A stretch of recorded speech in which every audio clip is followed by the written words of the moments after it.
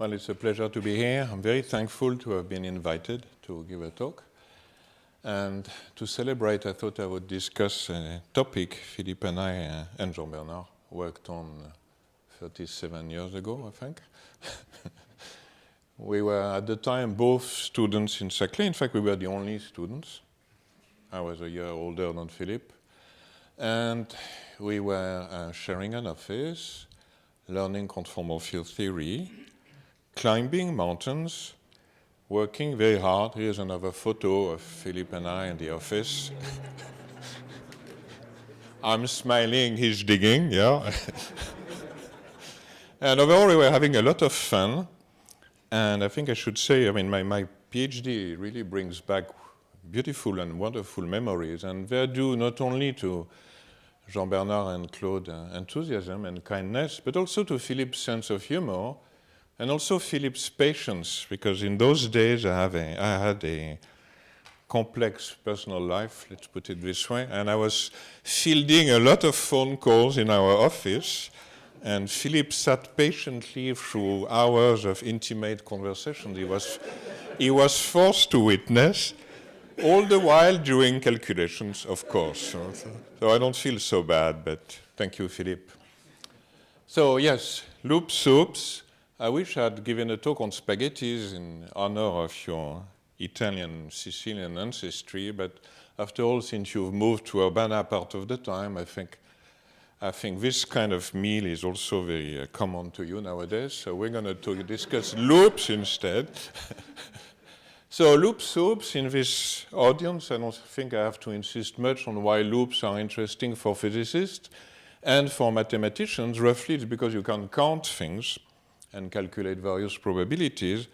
But just in case, let me remind you that the type of objects we're interested in are grand canonical ensembles of self-avoiding, mutually avoiding loops in the plane, whatever lattice, doesn't really matter.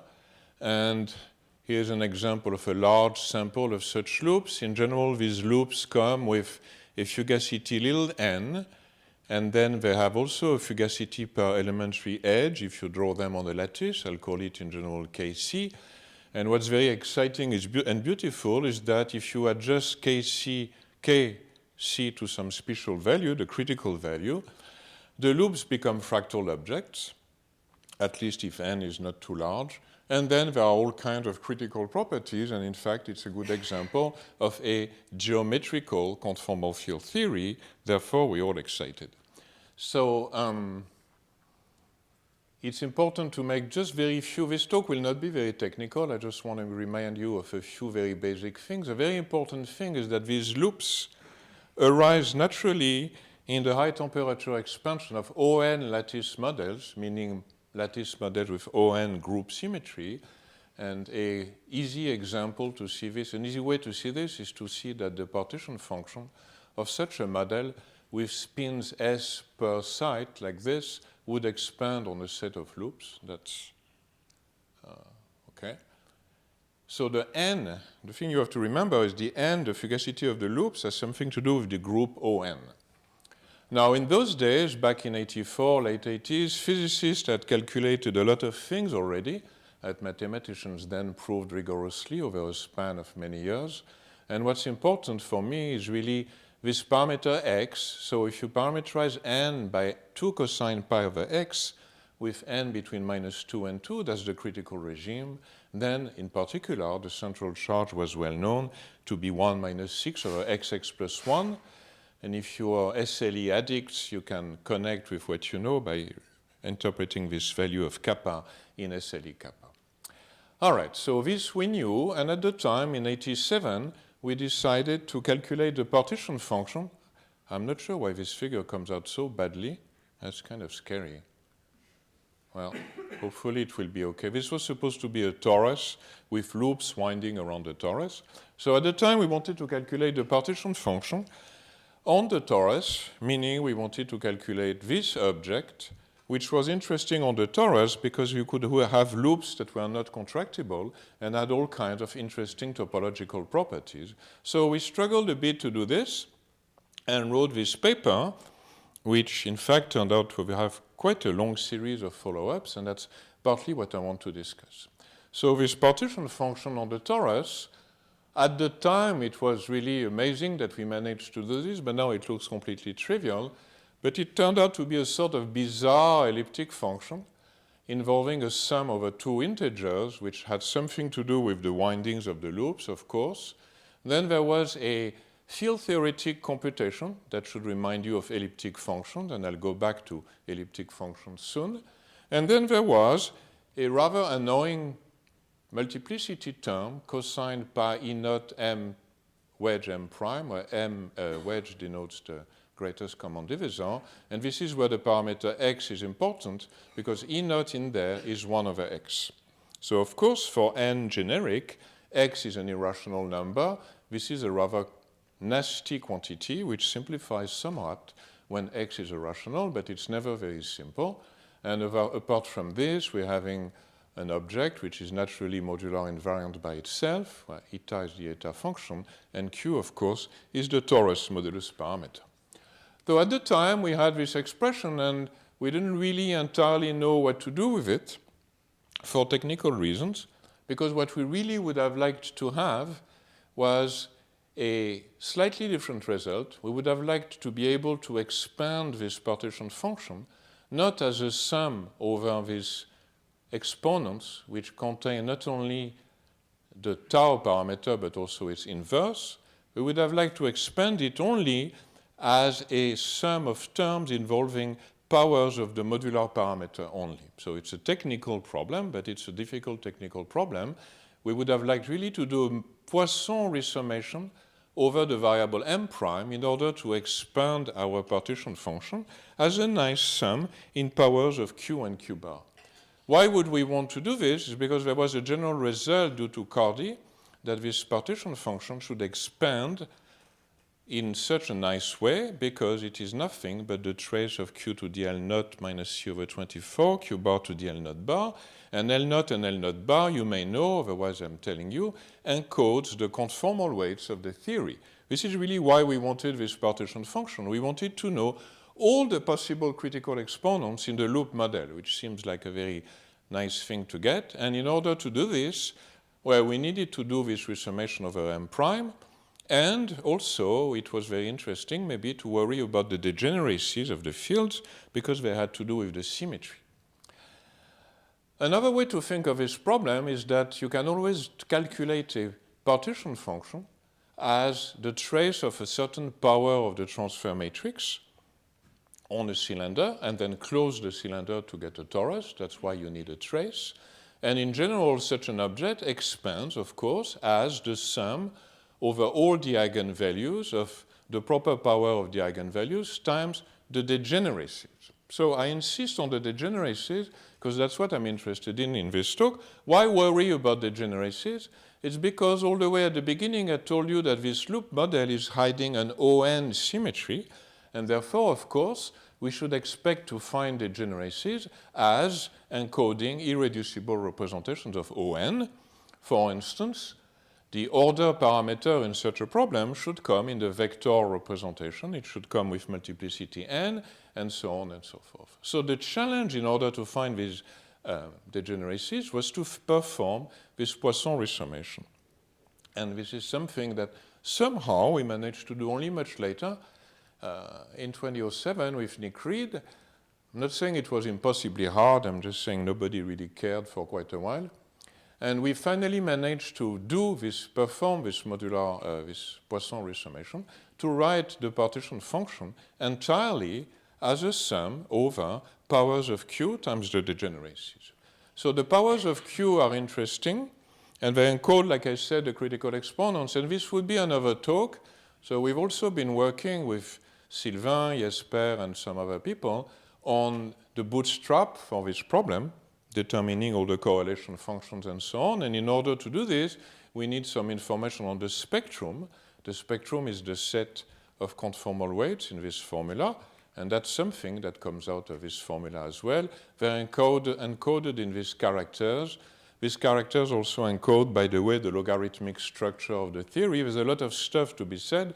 I'm not going to say it because I want to focus on the degeneracies. So the remarkable thing maybe is that the fields in this theory don't come with degeneracy 1, they come with degeneracies that are larger than 1.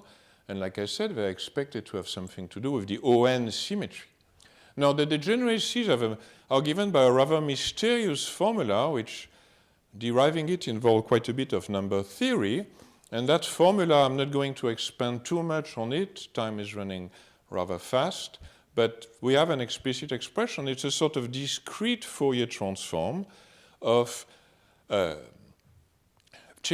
polynomials, xd of n, where xd is defined as q to the d plus q to the minus d, and q parameterizes n. But the Chebyshev polynomials have indices that are themselves integers obtained by some number theory, the greatest common divisor of 2r and r prime. It's an ugly formula. I'm not advocating it particularly. What's interesting is that it gives you polynomials in n, just like you would expect if you had a theory with ON symmetry. The degeneracies would be the dimensions of the irreducibles, which are polynomials in n. However, the multiplicities are not dimensions of representations of irreducibles.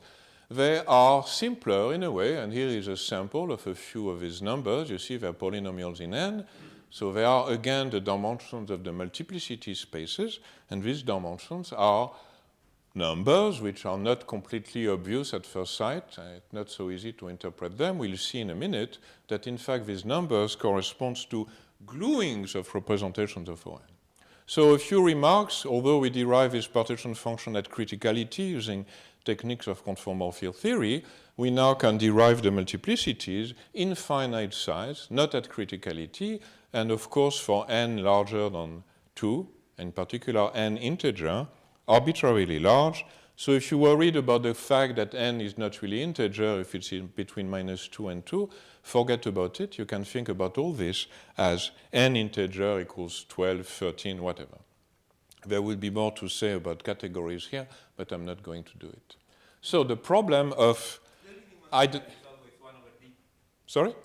The leading coefficient is always 1 over d. That's easy. I'm sorry?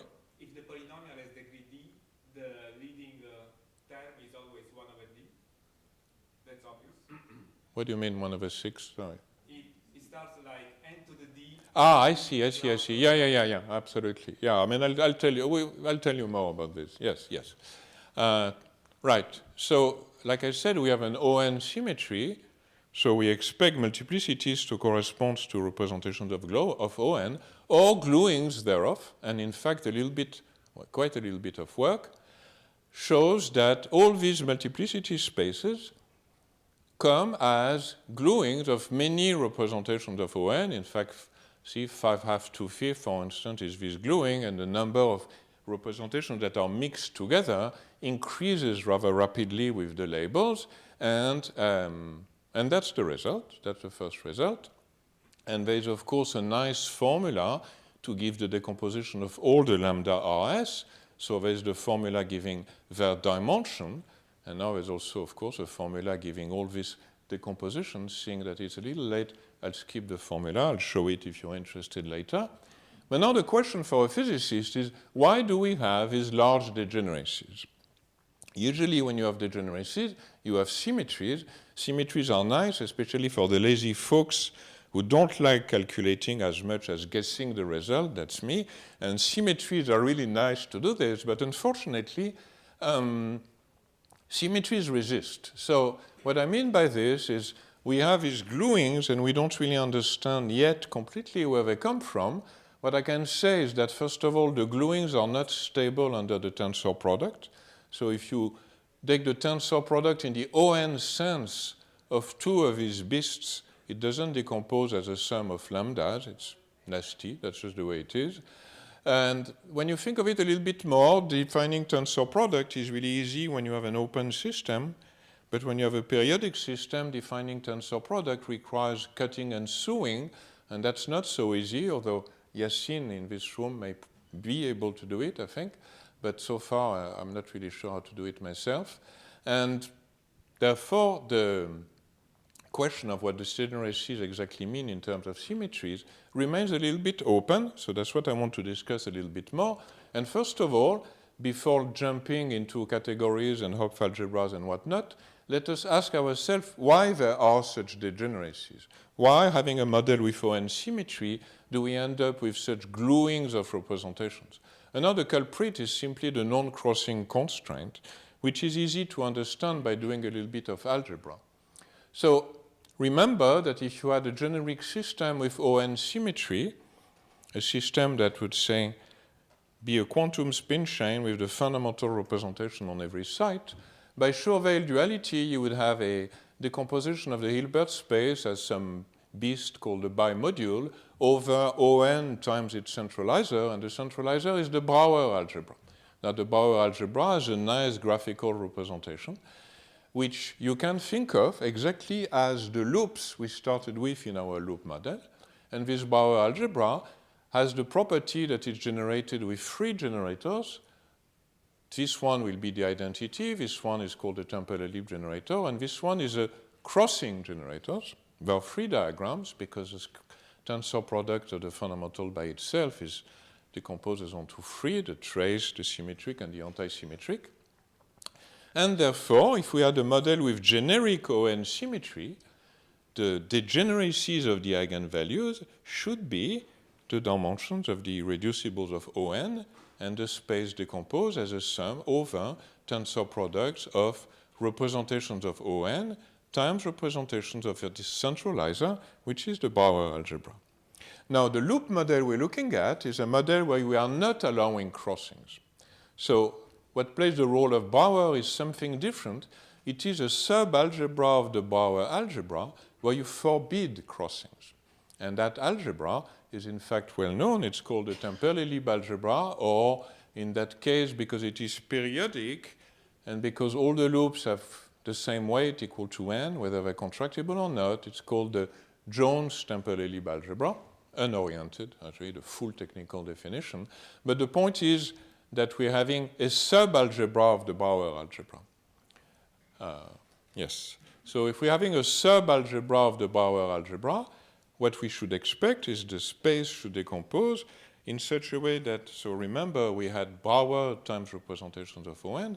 If we have a sub-algebra of Brouwer, it means that the Brouwer representation should decompose as direct sums of representations of Temple-Ellipse, and therefore that the lambdas should get glued together. This is in fact what happens. So the Temple-Ellipse algebra is an algebra with a simpler representation theory than Brouwer. The representations are not indexed by Young tableaus, they're indexed by just two numbers, essentially the number of lines that go straight, which is related with the parameter R, and a sort of pseudo-momentum, which is related with the parameter S. And therefore, in order to understand the gluing qualitatively, or if you wish to prove the formula for the lambda RS, one strategy consists in studying the branching rule from the Brouwer algebra down to the periodic Temple-Ellipse algebra. You know, that's a nasty problem. In fact, you should realize that if you start with the fully symmetric representation of the Brouwer algebra, what you are doing is essentially trying to decompose the permutation group into representation, the representation of the permutation group into a representation of the cyclic group. There should be a bracket here. I mean, if the number of boxes is the same as the size of the system, a problem which is already quite difficult.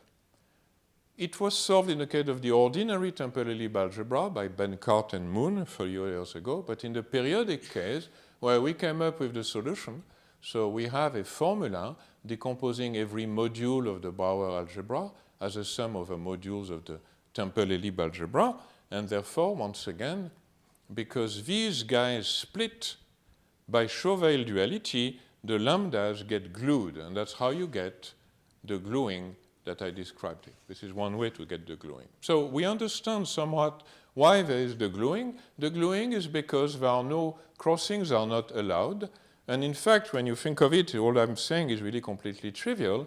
If you don't allow crossings, there are a lot of tensors in 2D, that ON tensors that you cannot realize. For instance, imagine calculating a correlation function of three spins and trying to project on the fully anti-symmetric representation, what you would like to do is sum over diagrams where you have a sign whenever you're having a crossing. But since crossings are not allowed, the only diagram you're having is this one, which means that in fact, in 2D without crossing, this representation and that one cannot be distinguished. That's why when you look at the multiplicities, you have these two that are mixing.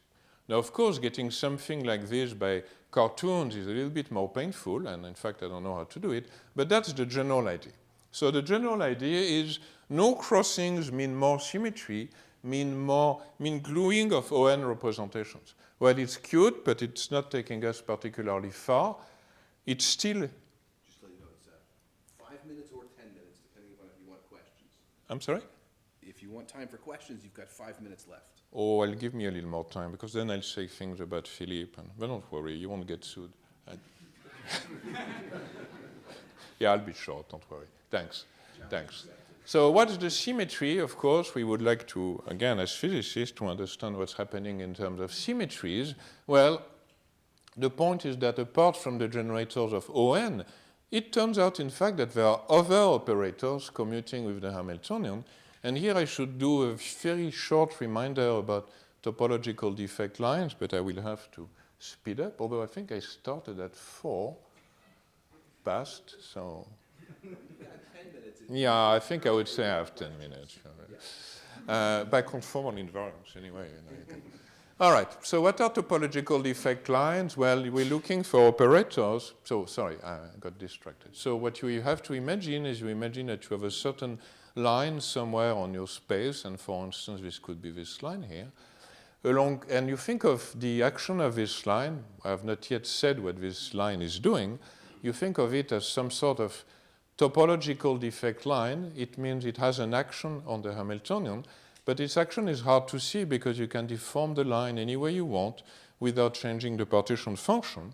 And what this means is you're looking for some operator D, which is non-local, so it's not a conformal field, it is a global operator associated with a line that should commute with the Virasoro algebra and the Virasoro bar algebra. This is what the topological defect line means.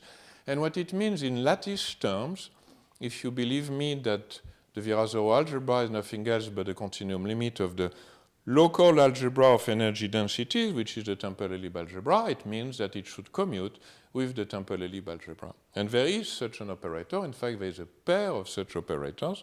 So there are two global operators, which you cannot really think of as integrals of local operators, which happen to commute with the Temple-Ellib algebra, and they have a very simple graphical representation.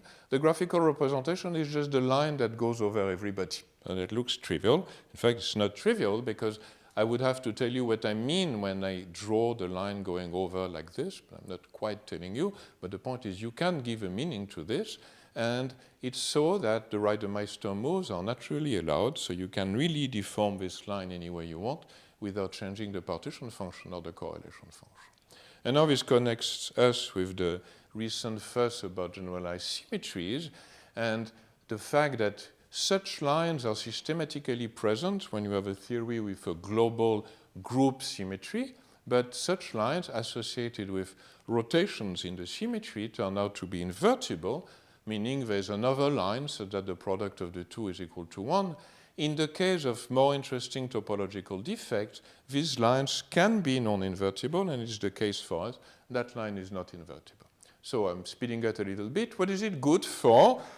Well, you know, it's good for understanding a little bit of physics for a change. So here is the problem of the loops again, and something I didn't tell you, but the specialists know about it, is that there are in fact two phases in this model.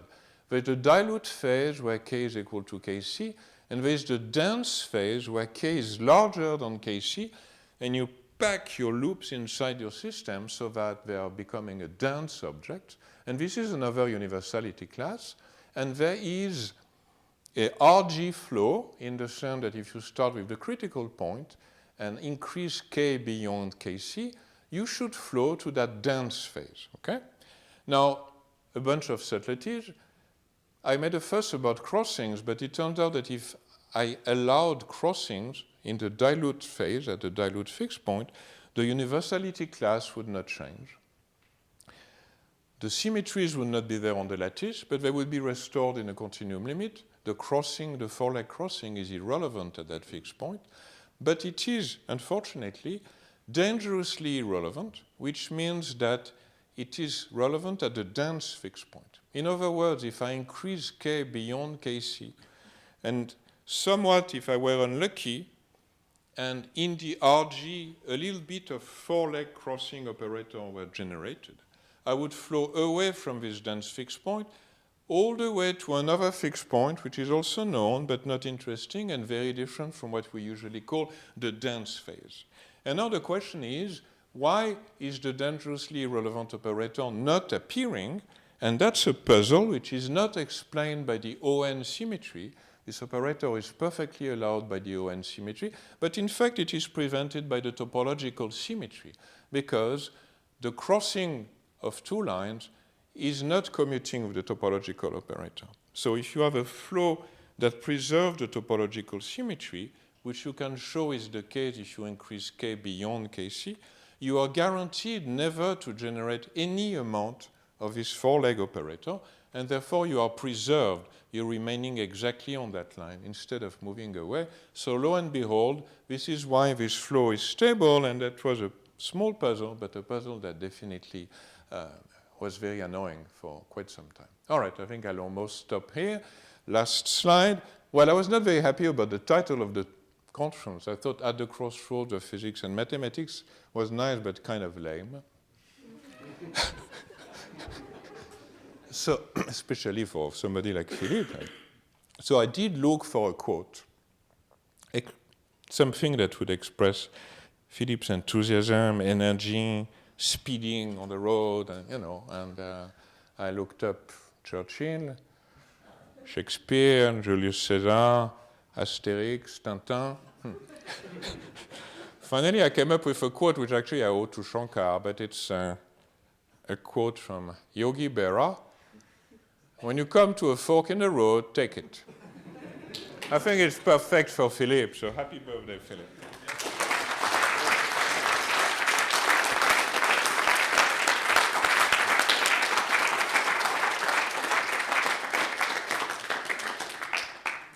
Thank you, Hubert. Questions? Can I? Yeah. So if you put together the ON algebra and those operators D and D bar, what kind of algebra do they generate, and what kind of representation theory does this have? Can you repeat? So if you put together the ON algebra and these operators D and D bar, what kind of algebra do they generate, and what kind of representation theory does it have? D and D bar, the extra operators. D and D bar, the two defect operators. Yeah, if you put them together, because you said there was a bigger symmetry. So what is this symmetry? What is the algebra they generate? It's the separately about topological defect. You should not really think of them in that way. I mean, it's infinite dimensional. I mean, if you fuse D with D, you get D squared plus 1, and if you fuse again, you get all the Chebyshev polynomials in D. It doesn't close. And D bar, they commute with each other. It's like a defect on the left and a defect on the right. So the way people are thinking of this thing is a small example. That's why it's called a categorical symmetry. It's because really the only thing we know is how to fuse them. And it's a baby example, but there are other categories that come out of this kind of construction. But we don't really know how to make them into an algebra in the ordinary sense. That's what I don't know how to do the tensor product. I would love to have two cylinders with D1 and D2, and kind of cut open, make a D1 tensor D2 thing. But I don't know how to do this. And in fact, to my knowledge, people don't know how to do this. It's a kind of a different question. That's why it's called categorical symmetry. The fusion of defects is possible. What? The fusion of defects is possible. Fusion of defects is possible. That's the category. So either you fuse one way or you fuse the other way. You can fuse those two, D times D. Or you can go to the cross channel and have two defect lines, and in general you have this fusion dA dB is some, this doesn't mean much, but NABC DC. I have to define a little bit more what we mean, but yeah, that's the fusion, but it doesn't take us particularly far in general. I mean, it's very interesting to wonder what kind of algebra you get on the lattice and so on, but the basic question remains of understanding the representation theory, and I'm not sure what to say about that. Yes? As operators in the conformal field theory, can you think of them as defect lines or lines along which well, they have to be topological, so you cannot just integrate any operator on the line, right? You have to be very careful with that. In fact, a topological line very seldom is a Wilson line associated with an operator, because if you build some sort of Wilson line integrating some field phi along the line, if phi doesn't have h plus h bar equals 1, then it will not be topological. So in general, there are no fields with h plus h bar equals 1, except that if you have a group symmetry J, then you have the currents. So you have the Wilson lines associated with the currents J and J bar. These have weight 1, 0, 0, 1. So you can define those, and these are the invertible defects. And then the non-invertible defects are not associated with local integrals of fields. There's something else. They are just non-local at all.